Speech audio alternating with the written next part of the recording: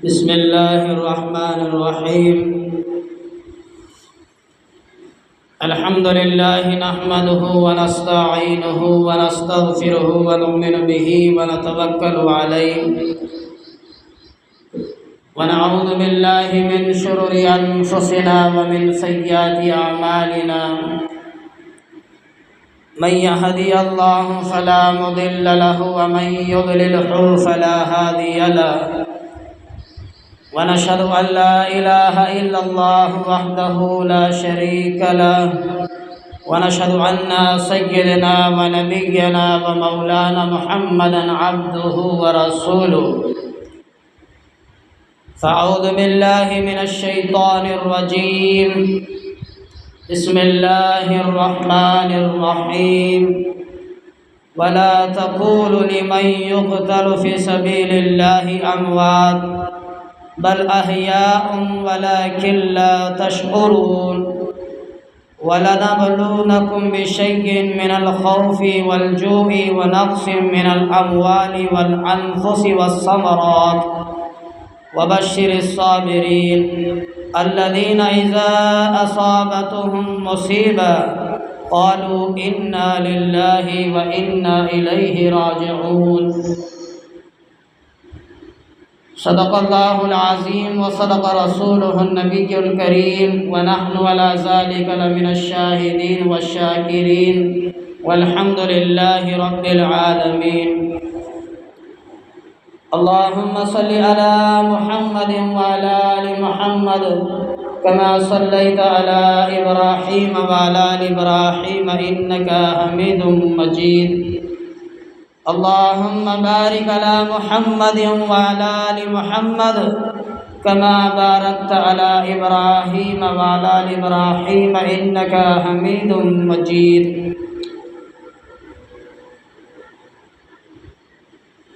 بزرگ اور دوستو،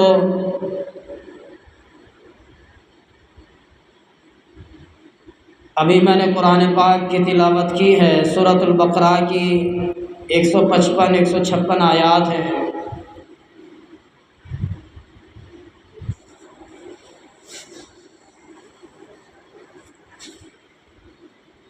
جس کا مفہوم ہے اللہ تبارک و تعالیٰ نے فرمایا، اور ہم کس قدر خوف اور بھوک اور مال اور جانوں اور میووں کے نقصان سے تمہاری آزمائش کریں گے تو صبر کرنے والوں کو خدا خوش ندی کی بشارت دیتا ہے. اور دوسری آیت کا مفہوم ہے، ان لوگوں پر جب کوئی مصیبت واقع ہوتی ہے تو کہتے ہیں کہ ہم خدا ہی کا مال ہیں اور اسی کی طرف لوٹ کر جانے والے ہیں.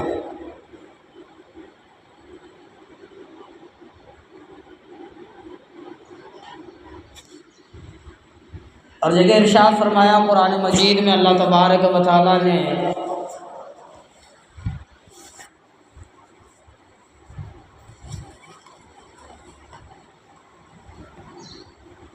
تم کہتے ہو کہ ہم ایمان لے آئے، کیا تمہیں یوں ہی چھوڑ دیا جائے گا؟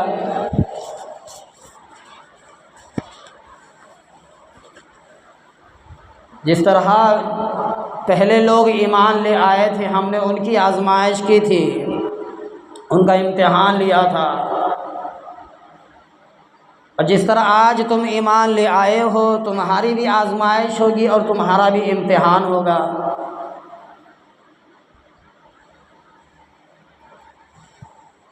بھائی، قرآن مجید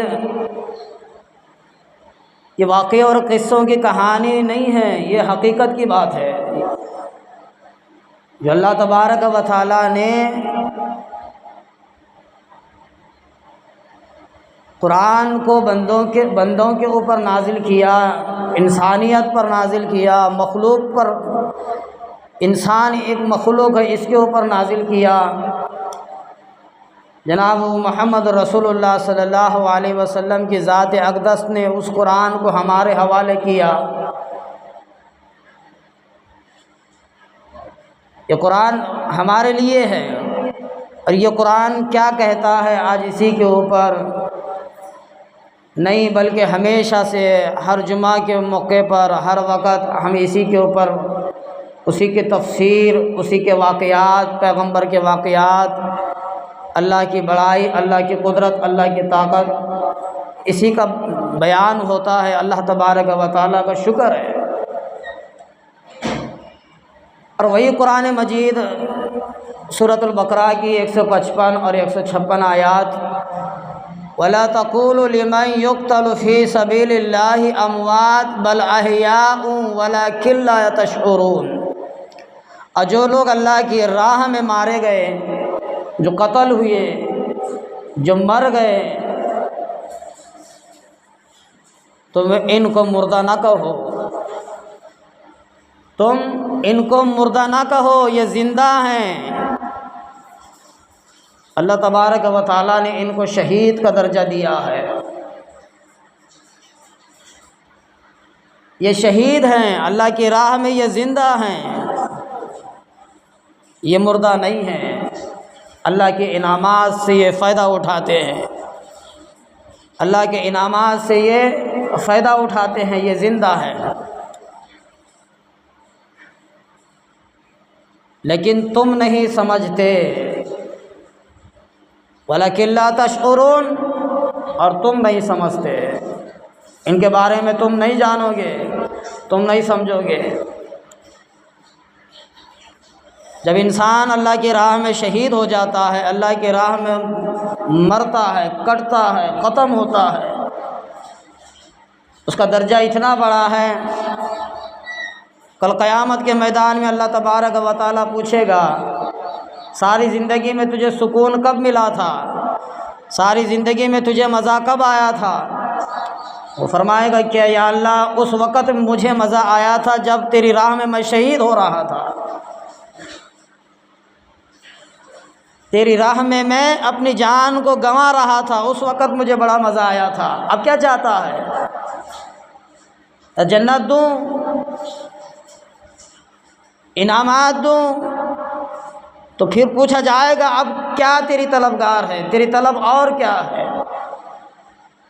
اور تیری کیا آرزو ہے؟ تو اللہ تبارک و تعالیٰ جب پوچھے گا بندے سے اور تیری کیا رائے ہے، تو فرمائے گا کہ یا اللہ، مجھے 100 مرتبہ زندہ کیا جائے، 100 مرتبہ مجھے زندہ کیا جائے، اور مجھے 100 مرتبہ شہید کیا جائے، میری یہی آرزو اور تمنا ہے۔ انسان تمنا کرے گا کہ مجھے شہید کا درجہ دے۔ احادیث پاک کا مفہوم ہے، نبی کریم صلی اللہ علیہ وسلم نے فرمایا، انسان بیماری کی عالم میں مرتا ہے تو بھی اس کو ایک چھوٹا ادنا سا شہید کا ہی درجہ ملتا ہے۔ جو پریشانی کی عالم میں مرتا ہے تب بھی اللہ کے رسول نے فرمایا اس کو چھوٹا ایک شہید ہی کا درجہ ملتا ہے، بلکہ اس کو انعامات سے خالی نہیں رکھا اللہ کی ذات، ہمیشہ سے بھرپور ایمانات سے نوازا ہے اللہ تبارک و تعالیٰ نے۔ بندے کے اعمال کم نہ ہوں، بندے کا مرتبہ ہمیشہ بلند ہو۔ وَلَنَبْلُونَكُمْ بِشَيْءٍ مِّنَ الْخَوْفِ وَالْجُوعِ وَنَقْصٍ مِّنَ الْأَمْوَالِ وَالْأَنفُسِ وَالثَّمَرَاتِ وَبَشِّرِ الصَّابِرِينَ۔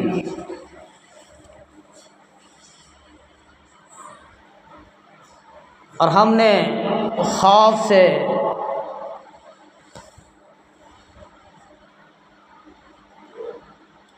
بیماریوں سے، اولاد سے، مال سے، ہر طرح سے، ہر لائن سے ہم تمہیں آزمائیں گے،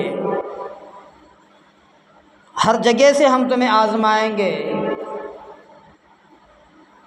اور آگے فرمایا ہم اللہ ہی کی طرف سے آئے ہیں اور اسی کی طرف ہم کو واپس جانا ہے۔ ہم اللہ ہی کا مال ہیں، ہم اللہ ہی کی شے ہے، اللہ ہی نے ہمیں پیدا کیا ہے، اللہ ہی اپنے سانچے میں ڈھا کر کے ہمیں بنایا ہے، اللہ ہی نے ہمیں پیدا کیا ہے، اللہ ہی نے ہم کو ہر چیز سے نوازا ہے، پھر اللہ ہی کی طرف لوٹ کر کے ہمیں واپس جانا ہے۔ ہم اسی کا مال ہے۔ جس ماں نے ہمیں 9 مہینے پیٹ میں رکھا، جس باپ نے ہمیں کھلایا پلایا، جس گھر میں ہم کھیلنا کودنا سیکھے، جس گھر میں ہم لکھنا پڑھنا سیکھے، یہ ساری چیزیں انسان کو چھوڑنا ہے اور چھوڑنا پڑے گا۔ کسی کے اختیار میں نہیں کہ مجھے ہمیشہ کے رہنا ہے، باپ کے اختیار میں نہیں کہ اولاد کی جان بچائے، ماں کی اختیار میں نہیں کہ اولاد کی جان بچائے، بلکہ فرمایا آگے چل کر کے ہم اللہ ہی کا مال ہے اور اللہ ہی کی طرف لوٹ کر کے واپس جانا ہے۔ تو اسی لیے فرمایا اللہ تبارک و تعالیٰ نے شہید کا درجہ بہت بڑا دیا ہے۔ دعائیں مانگا کرتے تھے اولیاء کرام بزرگان دین کے، اللہ مجھے بیٹھک کی موت نہ دے، مجھے بیٹھک کی موت نہ دے، مجھے شہید کا درجہ دے، شہید والی موت عطا فرما۔ بیٹھے گھر بیٹھے بیٹھے نہیں، سالوں واری بیٹھے بیٹھے انسان مر جاتا ہے، یہ موت نہیں، اللہ مجھے شہید والا تیرے راستے کی موت عطا فرما، کیونکہ بہت بڑا مرتبہ ہے۔ تو اسی موقع پر اللہ تبارک و تعالیٰ نے ہمارے سامنے دیکھو محرم الحرام کا 5واں دن ہے، 5ویں تاریخ ہے، آپ سبھی کو نیا سال مبارک۔ ہمیں پتہ بھی نہیں کہ ہمارا نیا سال کہاں سے شروع ہوتا ہے، نعوذ باللہ من ذالک۔ ہماری تاریخ بھی ہمیں پتہ نہیں، ہمارا سال بھی ہمیں پتہ نہیں، ہمارے مہینے ہمیں معلوم نہیں، معلوم کرنا ہے۔ ہمارا اسلامی مہینے کے لحاظ سے پہلا مہینہ محرم الحرام کا ہے اور اسی کی 5 تاریخ ہے، اسی کے اوپر موضوع ہوگا شہید کربلا سیدنا امام حسین رضی اللہ تعالیٰ عنہ اجمعین اور ان کے رفقا اور ان کا گھرانہ تاریخ کی کتابوں کے اندر موجود ہے۔ بعض علماء کرام نے لکھا ہے کہ بعض 72 فرمائے، بعض 150 فرمائے، بعض 450 فرمائے۔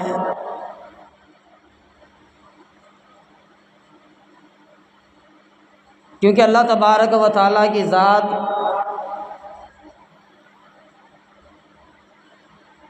انسان کے پیدا کرنے کے بعد سے لے کر کے موت تک کے ساری چیزیں اللہ کی ذات پہلے لکھ چکا ہے کہ اس کے ساتھ کیا ہونا ہے، اس کے ساتھ کیا نہیں ہونا ہے۔ پیدا بھی نہیں ہوا تو اللہ تبارک و تعالیٰ نے لکھ دیا، اور موت تک جو ہونا ہے اللہ کی ذات کے ذمے ہے۔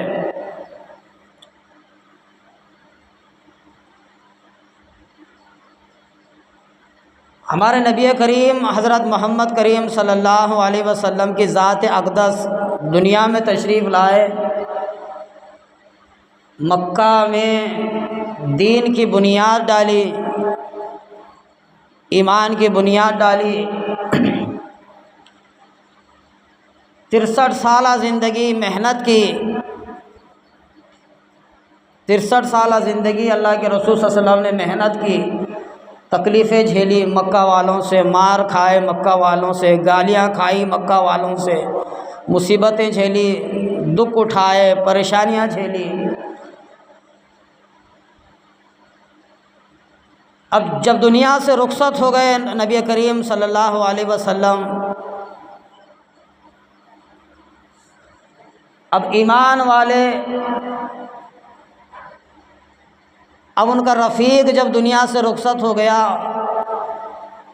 ان کا رہبر جب دنیا سے رخصت ہو گیا، اب ان کو لے کر کے چلنے کے لیے ایک رہبر کی ضرورت ہے، ایک خلیفہ کی ضرورت ہے۔ نبی کریم صلی اللہ علیہ وسلم کے جانے کے بعد سارے لوگوں نے ایک فتنہ اٹھایا کہ میں نبی ہوں، میں نبی ہوں، میں نبی ہوں، جھوٹے نبیوں کا فتنہ اٹھایا۔ نبی کریم صلی اللہ علیہ وسلم کے رخصت کے بعد یہ فتنہ اٹھایا کہ میں نبی ہوں، اب نبی تو کوئی نہیں ہے، اب میری مانا جائے۔ مجھے نبی تسلیم کیا جائے، مجھے نبی قبول کیا جائے۔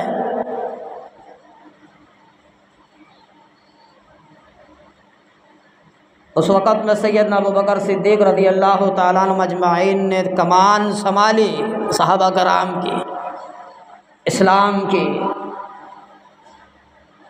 اور ان کے رہبر بنے۔ سیدنا ابوبکر صدیق رضی اللہ تعالیٰ عنہ اجمعین کئی سال، کئی برس تک رہنمائی فرمائی قوم کی۔ اس کے بعد وہ بھی دنیا سے رخصت ہو گئے۔ سیدنا حضرت عمر فاروق آئے۔ سیدنا حضرت عمر فاروق، سیدنا ابوبکر صدیق کے بعد سیدنا حضرت عمر فاروق کمان سنبھالی۔ اب یہاں سے جو عمر فاروق سے جو فتنہ شروع ہوا ہے یہ آخر تک کبھی نہیں رکا۔ سیدنا عمر فاروق کو شہید کر دیا گیا، سیدنا حضرت عثمان رضی اللہ عنہ اجمعین کو شہید کیا گیا،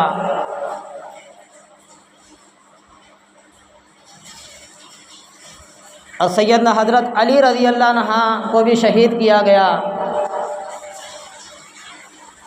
سیدنا امام حسن کو شہید کیا گیا۔ انشاءاللہ اس کے بارے میں آئندہ آنے والے جمعے میں اس کا تذکرہ کروں گا۔ سیدنا عمر فاروق، سیدنا عثمان، سیدنا حضرت علی رضی اللہ، کیونکہ ہمارا موضوع ہے کربلا کا۔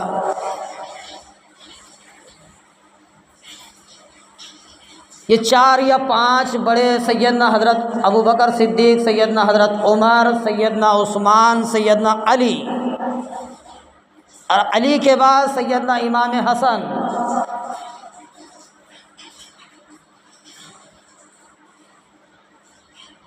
اب یہاں تک بھی لوگ خاموش نہیں بیٹھے۔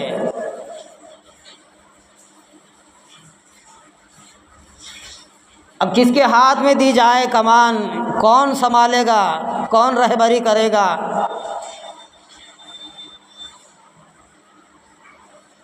کس کے ہاتھ میں حکومت ہوگی؟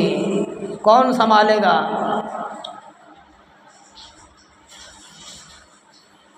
تو کوفی والوں نے امام حسین رضی اللہ عنہ اجمعین کو خط لکھ کر کے بلوایا۔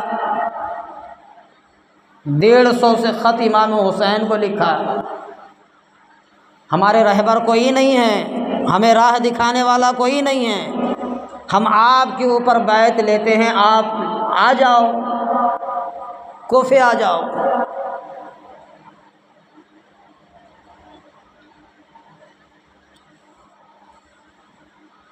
ڈیڑھ سو تو رسول کریم صلی اللہ علیہ وسلم کے نواسے سیدنا امام حسین نے اپنے چچا کو سیدنا مسلم بن عقیل کو اپنا رہبر بنا کر کے کوفہ کی طرف روانہ کیا کہ جاؤ، کوفہ سے خط آئے ہیں، کوفی والوں نے خط بھیجا ہے، ہمیں بلوایا ہے، اور میرے اوپر تم ان کے پاس جا کر کے ان سے بیعت لو، ان سے مشورہ کرو۔ مسلم بن عقیل نے مکے سے روانہ ہوئے، کوفہ پہنچے۔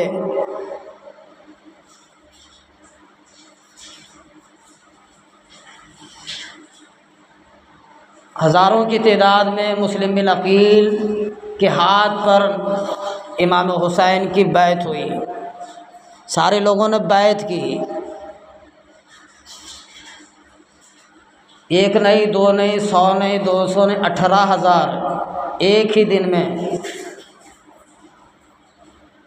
ہم تسلیم کرتے ہیں، ہم اپنا ووٹ دیتے ہیں، ہمارا ووٹ بہت قیمتی ہے، ہم ووٹ دیتے ہیں محمد مصطفیٰ صلی اللہ علیہ وسلم کے نواسے کو، امام حسین کو۔ خود بلوایا، خط لکھ کر کے خود بلایا۔ 18,000 لوگوں نے بیعت کی۔ اب امام حسین کو پھر خط لکھا مسلم بن عقیل نے، دیکھو یہاں کا معاملہ بہت اچھا ہے، یہاں کا معاملہ بہت اچھا ہے، لوگوں نے بیعت کی 18,000 کی تعداد میں، سارے لوگ ہمارے ہی پیچھے، سارا کوفہ ہمارا ہے، سارے لوگ ہمارے ہیں۔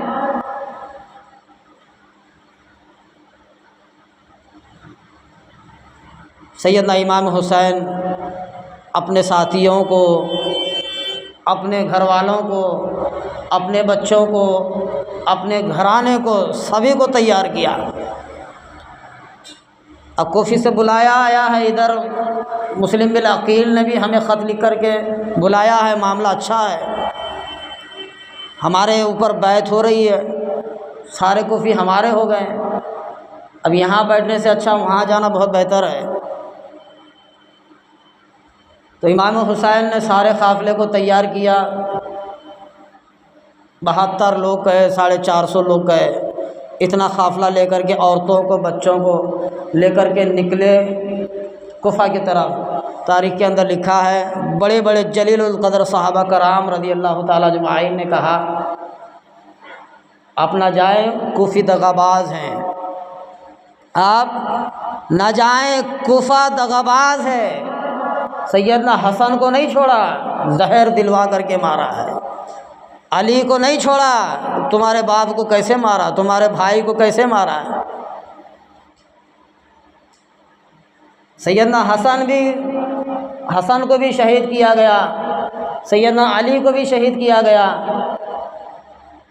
عثمان غنی کو بھی شہید کیا گیا، پیچھے عمر فاروق کو بھی شہید کیا گیا۔ لوگ بڑے دغاباز ہیں، آپ نہ جائیں، وہ آپ کی جان کے پیاسے ہیں۔ وہ کہتے نا پل میں ماسا پل میں گھڑی، بعض لوگ کڑوی بات کہتے ہیں، وہ حساب ہے، کب انسان کیا بدلتا ہے، اپنا روپ کب کون سا لیتا ہے کسی کو پتہ نہیں۔ منافق کب شکل بدلتا ہے کسی کو پتہ نہیں، زبان بھی بدل دیتا ہے۔ آپ نہ جائیں، اب ہمیں بلایا ہے، ہمارے اوپر ہم نے مسلم بن عقیل کو بھیجا ہے، اس کے ہاتھ پر 18,000 لوگ بیعت کر چکے ہیں، اگر ہم گھر میں بیٹھیں گے تو بڑی مشکل ہوگی، ہمیں تو جانا ہی ہے۔ اچھا اگر جانا ہی چاہتے ہیں تو بچوں کو نہ لے جائیں، اگر جانا ہی چاہتے ہیں بچوں کو نہ لے جائیں، عورتوں کو نہ لے جائیں۔ بہت غمگین مسئلہ ہے تاریخ میں، بچوں کو نہ لے جائیں، اگر جانا ہے تو آپ اکیلے جائیں۔ میرے بھائی، آج ہم 100 200 400 اگر کلومیٹر کا سفر ہمیں کرنا ہے، 1000 کلومیٹر کا بھی سفر کرنا ہے، 1000 تو دور کی بات ہے، سعودیہ بھی اگر انسان کو جا کے آنا ہے تو 24 گھنٹے میں جا کے آتا ہے۔ 100 کلومیٹر، 300 600 کلومیٹر کا فاصلہ انسان 4 مہینے لگایا کرتے تھے، مہینوں گزر جاتے تھے سفر میں۔ ایسے وقت میں گھر میں انسان چھوڑ کر کے نہیں جاتا، سارا پریوار، بال بچے بیوی سارے ساتھ لے جایا کرتے تھے، چاہے جنگ کے موقع پر ہو، چاہے تبلیغ کے ارادے سے ہو، چاہے جنگ کے ارادے سے ہو، سارا قافلہ اپنا پریوار، گھر دار، بیوی بچے لے کر کے جایا کرتے تھے۔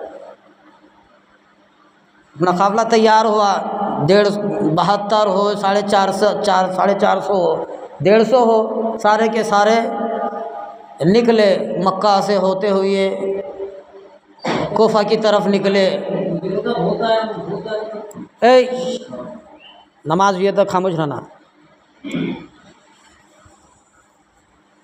مکے سے کوفہ کی طرف روانہ ہوئے، چلتے چلتے راستے میں اب یزید کو بڑا مسئلہ اٹھا، پتہ چلا کہ یہاں سے امام حسین مکہ سے روانہ ہو چکے ہیں بیعت کے لیے، اور مسلم بن عقیل کو پہلے ہی بھیجے ہیں، 18,000 اس کے ہاتھ پر بیعت ہو چکے ہیں۔ یزید نے اپنے ساتھیوں کو،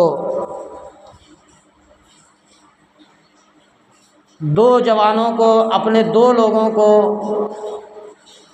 ایک کو 4,000 کا لشکر دے کر، ایک کو 4,000 کا لشکر دے کر کے بھیجا۔ عمر بن سعد کو یزید نے 4,000 کا لشکر دے کر بھیجا۔ کہ تجھے پتہ ہے کہ حسین مکہ سے نکل چکے ہیں، اب یہ کون سی راہ میں ہے تجھے پتہ لگانا ہے۔ عمر بن سعد 4000 کا لشکر لے کر کے وہ بھی کوفہ کی طرف نکلا، وہ بھی آئے۔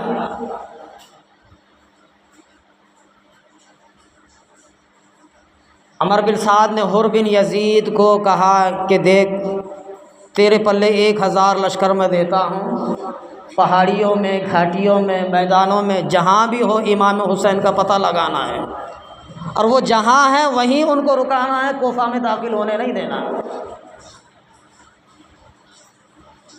ادھر یہ 2 فوج اور ادھر مسلم بن عقیل کا حال۔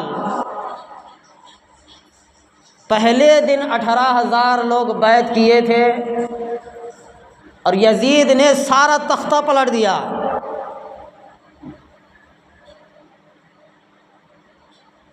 تلاش لگایا، وہاں بھی اپنے ساتھیوں کو بھیجا، دیکھو مسلم بن عقیل کے ہاتھ میں لوگ بیعت ہو رہے ہیں، تم کیا کر رہے ہو؟ اپنے سارے گورنروں کو اکٹھا کیا، اور جو نیک گورنر تھے جگہ جگہ پر وہ نیک لوگوں کو ہٹا کر کے ظالم لوگوں کو مسلط کر کے چھوڑا۔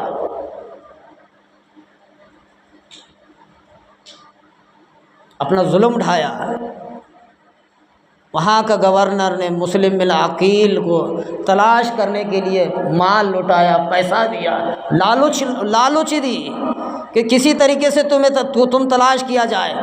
آخر میں آ کر کے ہانی کے گھر میں جو امام مسلم بن عقیل رکے تھے، پتہ چلا کہ یہاں ہے، اس نے اس کو رکایا ہے۔ پہلے تو ہانی کو وہاں سے اٹھایا اور اس کو قید کیا، پھر بعد میں مسلم بن عقیل کو تلاش کیا گیا، پھر بعد میں مسلم بن عقیل کو بھی اٹھایا، پھر مسلم بن عقیل کو بھی قید کیا۔ اب لکھا ہے بزرگوں نے 18000 میں ایک بھی مسلم بن عقیل کے پیچھے نہیں تھا۔ آج 1-2 بھی بولنے والے ہوتے ہیں، ایک بھی کھڑا ہو کر کے بولنے والا باقی نہیں بچا۔ کئی لوگوں کو شہید کیا، مسلم بن عقیل بھی لڑتے لڑتے مر گئے، مارتے مارتے مر گئے۔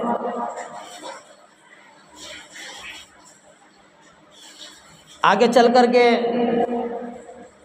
مسلم بن عقیل کو اور ہانی کو دونوں کو قتل کر کے گردن قلم کر کے دھڑوں کو چوراہے پر لٹکایا، اور دونوں کے سروں کو، مسلم بن عقیل کے اور ہانی کے سر کو، دونوں کو یزید کے دربار میں پہنچایا۔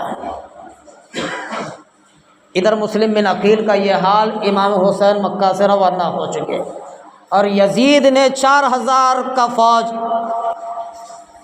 ایک کے حوالے کر کے اور 1000 کا لشکر ایک کے حوالے کر کے ادھر بھیجا، محمد مصطفیٰ صلی اللہ علیہ وسلم کے نواسے امام حسین کو گھیرے میں لینے کے لیے۔ عمر بن سعد کے پیچھے 4000 کا لشکر اور حر بن یزید کے پیچھے 1000 کا لشکر۔ کسی طریقے سے ان کو آگے بڑھنے نہیں دینا ہے۔ اب ادھر 18000 میں کوفے میں ایک بھی نہیں ہے ماننے والا۔ مسلم بن عقیل اب تک زندہ تھے، تب ایک خط لکھ کر کے بھیج دیے تھے کہ کسی طریقے سے یہ خط کو محمد صلی اللہ علیہ وسلم کے نواسے امام حسین کے ہاتھ میں دینا ہے، کہ اس میں لکھا تھا دیکھو لوگ دغاباز ہیں، یہاں 18000 میں ایک بھی نہیں ہے آپ کا ساتھ دینے والے، آپ جہاں ہیں، آپ کو یہ خط جہاں ملا ہے تم یہاں سے واپس چلے جاؤ۔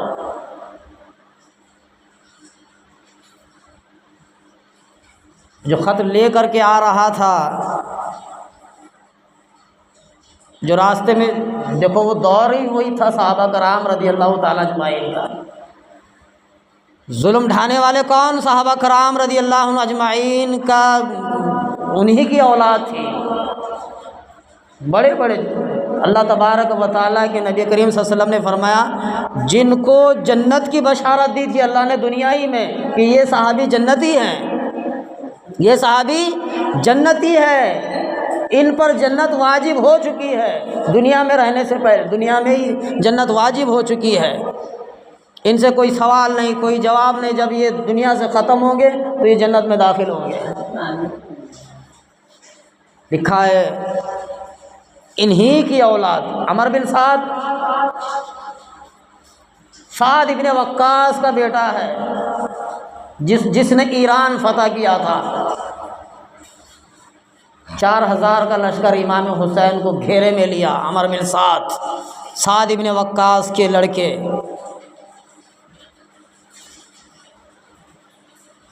وہ خط پڑھا، وہ خط تو ملا ہی نہیں امام حسین کو۔ اب امام حسین سمجھ گئے،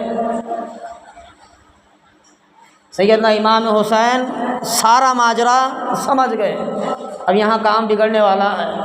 تو سارے قافلے کو بٹھایا، سارے گھرانے کو بٹھایا، دیکھو میں تو اب واپس جانے والا نہیں ہوں، پتہ چلا ہے کہ مسلم بن عقیل کو قتل کیا گیا ہے، مسلم بن عقیل کو قتل کیا گیا ہے، ختم کیا ہے۔ اب مسلم بن عقیل کے سیدنا امام حسین کے ساتھ ان کی اولاد بھی موجود تھی۔ ان کے لخت جگروں نے، مسلم بن عقیل کے بچوں نے کہا کہ ہم اپنی جان گنوائیں گے، اپنے باپ کا بدلہ لے کر کے رہیں گے، ہم واپس نہیں جائیں گے۔ امام حسین نے کہا جس کو جہاں جانا ہے جاؤ، میری پرواہ نہ کرو، مجھے کوفی والوں نے خط دے کر، خط بھیج کر کے بلایا ہے، میں وہاں جا کر کے رہوں گا، جس کی مرضی ہے جہاں جانا ہے جاؤ، اور جہاں سے تم واپس آئے واپس جا سکتے ہو۔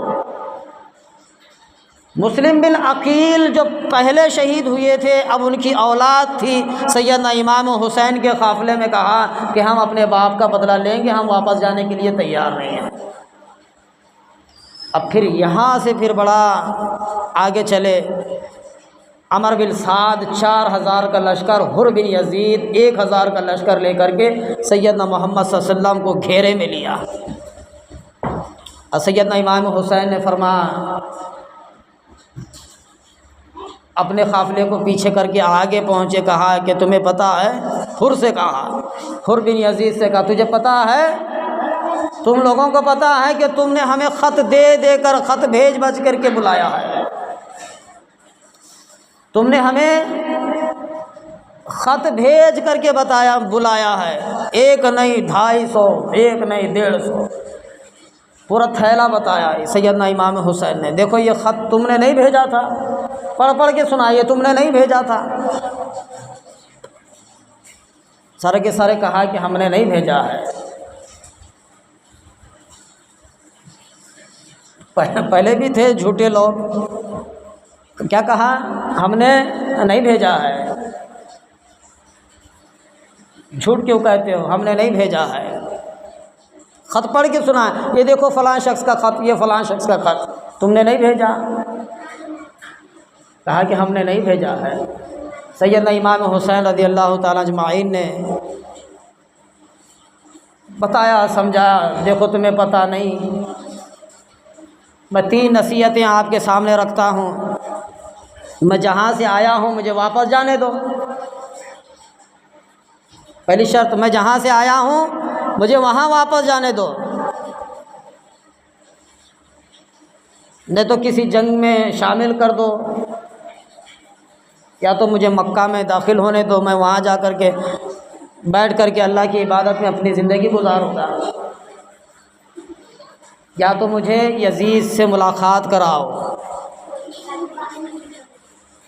اصل بات یہ تھی کہ کربلا میں یزید کے ہاتھ پر بیعت امام حسین اس لیے نہیں لیے کہ وہ ظالم تھا، اصل تو امام حسین نے مکہ سے اس لیے روانہ ہوئے تھے کہ ادھر کوفے کی طرف روانہ ہو کر کے میں پہلے یزید کے پاس جاؤں، یزید ہی کے پاس جا کر کے بیعت، وہاں جانا چاہتے تھے سیدنا امام حسین۔ کسی نے آ کر کے سیدنا امام حسین کو رات کے وقت میں سمجھا، دیکھو ہم آپ کو راستہ بتائیں گے، ہم آپ کو راستہ بتائیں گے، آپ اپنے بچے اور پریوار کو لے کر کے یہاں سے نکل جائیں، اپنے لوگوں کو لے کر کے نکل جائیں، کیونکہ ظالم لوگ ہیں، آپ کے جان کے پیاسے ہیں، آپ کو نہیں چھوڑنے والے ہیں۔ اب آئے ہیں تو سیدنا امام حسین اب آئے ہیں تو اب بات ہی ہے، میری جان ہی کے پیاسے ہیں اور کچھ نہیں ہے، میری جان ہی کی پرواہ ہے، میری جان کے اگر پیاسے ہیں تو پرواہ نہیں ہے۔ پھر سیدنا امام حسین نے پھر اپنے گھر میں آئے اور آ کر کے پھر کہا اپنے لوگوں سے، تمہیں پتہ ہے عمر بن سعد، حر بن یزید، ابن زیاد، یہ سارے لوگ میری جان کے پیاسے ہیں، اگر آپ واپس جانا چاہتے ہیں تو واپس جا سکتے ہیں، آپ کو کوئی روکنے والا نہیں ہے، نہ تو عمر بن سعد روکے گا یا حر بن یزید روکے گا، کوئی آپ کو روکنے والے نہیں ہیں، آپ سارے جا سکتے ہیں، میرے جان کے یہ لوگ پیاسے ہیں، میں رہنے والا ہوں۔ سیدنا امام حسین نے خطبہ دیا، چلتے چلتے یہ قافلہ، وہ لوگ انہیں کہتے تھے، یہ لوگ انہیں کہتے تھے، یہ چلتا چلتا قافلہ آگے جا کر کے کربلا کے میدان میں ڈھیر ہو گیا، سارے لوگ وہاں چھاونی بنائے، وہاں رہے۔ 7 محرم الحرام کی شام سے لے کر کے 10 محرم الحرام کی شام تک یہ سارا ماجرا یہی ہے۔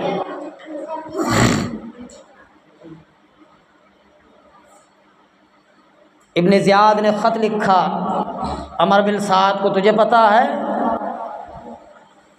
دیری کس کے لیے ہو رہی ہے؟ یزید نے خط لکھا، دیری کس کے لیے ہو رہی ہے، کیوں دیر منا رہے ہو؟ سیدنا امام حسین رضی اللہ عنہ اجمعین کے پاس عمر بن سعد نے حر بن یزید کو بھیجا، حر بن یزید کو بھیجا، وہ آئے، وہ آ کر کے کہا کہ عمر بن سعد، یزید کی یہی رائے ہے کہ جنگ کے لیے تیار ہو جائے، یہ 9 تاریخ کی رات کو، اگر تم جنگ مجھ سے کرنا ہی چاہتے ہو تو کیا تم کو یہ تسلیم ہے کہ رات کے وقت میں بھی جنگ کیا جائے، کہ مجھے ایک رات کی مہلت نہیں دیتے؟ حر بن یزید کو امام حسین نے یہ کہا، حر بن یزید نے عمر بن سعد کو بتایا امام حسین ایک رات کی مہلت مانگتے ہیں، اس لیے اپنی اپنی تلواروں کو، اپنی اپنی کمانوں کو چھوڑ دیا گیا۔ عمر بن سعد نے اپنی فوج سے فرمایا کہ آج رات جنگ نہیں ہوگی، کل صبح جنگ ہوگی۔ جب صبح ہوئی تو خیمے میں سے امام حسین کے رونے کی آواز آئی، عورتوں نے چیخا، عورتوں نے چلایا، اس لیے چلایا، اس لیے چیخا، تاریخ میں لکھا ہے رات ہی کی وقت میں 9 تاریخ کی رات میں عمر بن سعد، حر بن یزید اپنے ساتھیوں کو 500 لوگوں کو بھیج کر کے دریا کا ڈیرا لگایا کہ یہاں پر سیدنا امام حسین کے کوئی لوگ یہاں پر نہ آئے پانی پینے کے لیے، رات ہی میں ڈیرا لگایا، اگر پتہ چلتا تو پینے کے لیے پانی بھر کر رکھ لیتے، رات ہی میں ڈیرا لگایا کیونکہ صبح جنگ ہونے والی ہے۔ ان کو پتہ تھا کہ یہ معمولی لوگ نہیں ہیں، معلوم تھا ان لوگوں کو کہ یہ معمولی لوگ نہیں ہیں، یہ کس کی نسل ہے؟ سیدنا فاطمہ کے بیٹے ہیں، یہ کس کی نسل ہے؟ سیدنا علی کی، شیر خدا کی، اس کی نسل ہے۔ پتہ تھا ان کو اگر ایک گھونٹ بھی پانی ملا تو ساروں کو ختم کر کے رکھ دیتے تھے، پتہ تھا ان کو، اسی لیے رات میں ہی سارے دریا کو ڈیرا لگا کر کے پانی رکایا، پینے نہیں دیا، اس لیے عورتوں نے چیخا، چلایا، پکارا، معصوم بچہ تھا، پیاس لگ رہی تھی، تو سیدنا امام حسین نے عباس کو 5 یا 50 لوگوں کا قافلہ دے کر کے بھیجا دریا کے پاس، لیکن پانی لینے نہیں دیے، کٹ کٹ کر کے لوگ مر گئے، پانی لینے ظالموں نے نہیں دیا۔ تاریخ میں لکھا ہے امام حسین نے کھڑے ہو کر کے خطبہ دیا، لوگوں تم کس کو قتل کرنا چاہتے ہو؟ پتہ ہے کہ میں کون ہوں؟ مجھے کس نے جنا ہے؟ فاطمہ کا بیٹا ہوں، میں شیر خدا کا بیٹا ہوں، میں علی مرتضیٰ کا بیٹا ہوں، میں سیدنا حضرت محمد مصطفیٰ صلی اللہ علیہ وسلم کا نواسا ہوں، میں نے ان کی گود میں کھیلا ہے، انہوں نے مجھے تعلیم تربیت دی ہے، انہوں نے مجھے قرآن سکھایا ہے، انہی نے مجھے دین سکھایا ہے، انہی کی چھاؤں میں میں نے بڑا ہوا ہوں، میں شیر خدا کا بیٹا ہوں، فاطمۃ الزہرا کا لخت جگر ہوں۔ تمہیں پتہ ہے اللہ کے رسول نے کیا کہا تھا؟ ساری عورتوں کی سردار رہے گی جنت میں فاطمہ، اللہ کے رسول نے کیا کہا تھا؟ سارے جوانوں کے سردار رہیں گے سیدنا امام حسن امام حسین، اور کسی کا قتل ساری زندگی میں نہیں کیا، میں نے ساری زندگی میں جھوٹ نہیں بولا، میں نے ساری زندگی میں زنا نہیں کیا، میں نے ساری زندگی میں کسی کا برا نہیں کرا، تم میرا خون کیوں بہانا چاہتے ہو؟ مجھے قتل کیوں کرنا چاہتے ہو؟ یہ سیاست کے چکر میں دین کا بیڑا غرق ہو جاتا ہے۔ اصل تو سیاست ہی تھی نا، نہ دین دکھتا، نہ رسول دکھتا، نہ پیغمبر دکھتا، نہ اللہ والے دکھتے، کچھ نہیں تھے۔ سیاست بیچ میں آ گئی تو دین کا بیڑا غرق ہے۔ اصل یہی ہے۔ ہم کو یزید نے کہا ہے کھڑے کھڑے ہمارے ہاتھ پر بیعت کرو یا تو جنگ کے لیے تیار ہو جاؤ۔ 72 لوگ، 72 گھرانے کے، امام حسن کے بچے، امام حسین کے بچے اور سارے صحابہ کرام کی اولاد، ایک کے بعد ایک کے بعد ایک کے بعد سیدنا امام حسین اپنی آنکھوں سے نظارہ شہید ہوتے دیکھتے تھے اور خاموش زبان کو نہیں ہلایا۔ آج ہمارے سامنے ایک گزر جائے تو کیا بیتتی ہے؟ وہ بھی قتل، موت نہیں، اللہ کی موت نے قتل۔ امام حسین کھڑے ہیں دیکھ رہے ہیں تماشا ظالموں کا۔ امام حسن کے بچے، امام حسین کے بچے، سارا گھرانہ ایک کے بعد ایک کے بعد 72 لوگ کربلا میں شہید ہو گئے۔ مرتے تھے، سراں کٹتے تھے، لا کر خیمے میں رکھتے تھے، کٹتے تھے سراں، بدنوں کو لا کر کے خیمے میں رکھتے تھے، عورتوں کے حوالے کرتے تھے۔ عورتوں کے اوپر کیا بیتی ہوگی؟ عورتوں کے اوپر کیا بیتی ہوگی؟ ماؤں کے اوپر کیا بیتی ہوگی؟ بیٹیوں کے اوپر کیا بیتی ہوگی؟ داماد شہید ہو رہے تھے، بیٹیوں کے اوپر کیا بیتی؟ بچے شہید ہو رہے تھے، ماؤں کے اوپر کیا بیتی ہوگی؟ چیخا چلایا، عورتوں نے مارا پیٹا۔ تو امام حسین نے کہا تھا، مجھے ایک صحابی، اللہ کے رسول صلی اللہ علیہ وسلم کا صحابی مجھے کہا تھا کہ عورتوں کو یہاں نہ لاؤ، عورتوں کو نہ لے جاؤ، عورت کمزور ہوتی ہے۔ میں نے تو مارا گیا۔ عورتوں نے آدھا ڈھال کر کے رکھ دیا تھا امام حسین کو۔ سیدنا امام حسین، آخری بات ہے، سیدنا امام حسین رضی اللہ عنہ، سارے صحابہ کرام، سارے جانثار، سارے لوگ کربلا میں شہید ہو گئے۔ اب ایک ذات بچی تھی، سیدنا امام حسین، ہاتھ میں تلوار لی، گھوڑے پر کھڑے ہو گئے، سوار ہوئے، مارتے تھے، آگے بڑھ گئے، اور جب گھوڑا کمزور ہو گیا، گھوڑا گر گیا، سیدنا امام حسین اپنے ہی ہاتھ سے تلوار ہاتھ میں لے کر ساتھیوں، ان کے ظالموں کو مارتے تھے، آگے بڑھتے تھے۔ عمر بن سعد پیچھے سے آ کر کے ایک تلوار مارتا ہے، سیدنا امام حسین کا ہاتھ کٹ جاتا ہے۔ پھر دوسری طرف ہاتھ میں تلوار لیتے ہیں، پھر دوسری ہاتھ سے لڑتے ہیں، تو پیچھے سے ایک خنجر مارتا ہے، ایک چھرا مارتا ہے، تو دوسرا ہاتھ کٹ جاتا ہے۔ اب کوئی باقی نہیں ہے۔ سیدنا امام حسین دونوں گھٹنوں کے بل پیر رکھ کر کے یوں بیٹھتے ہیں، آسمان کی طرف نگاہ اٹھا کر کے، یا اللہ تو دیکھ نہیں رہا، تماشا دیکھ نہیں رہا تیرے محمد صلی اللہ علیہ وسلم کے گھرانے کا؟ تیرے یہاں درجات بلند ہو رہے ہیں، تیرے یہاں درجات بلند نہیں، وہاں تیرے درجات، میرے نزدیک تیرے درجات بلند ہو رہے ہیں۔ یہ تیرے خون کے پیاسے ہیں، تیرے گھرانے کے خون کے پیاسے ہیں، کوئی پرواہ نہیں، موت ایک وقت آنے والی ہے، میں راضی ہوں اپنی جان کو گنوا، میں راضی ہوں، اس کام سے میں راضی ہوں، میں راضی ہوں۔ اگر امام حسین چاہتے تو ساروں کو ایک خالی زبان ہلانے کی دیر تھی، ختم ہو جاتے، زبان ہلانے کی دیر تھی، بولنے کی دیر تھی، ختم ہو جاتے، لیکن اللہ نے کیا کہا؟ میں راضی ہوں، اس کام سے میں راضی ہوں۔ شمر جلجوش نے پیچھے سے آ کر کے ایک خنجر مارا پیٹ میں، پیٹ سے ہو کر کے پیٹ میں نکل گیا، سیدنا امام حسین سجدے میں گر گئے۔ ظالموں نے گھوڑے دوڑائے لاشوں پر،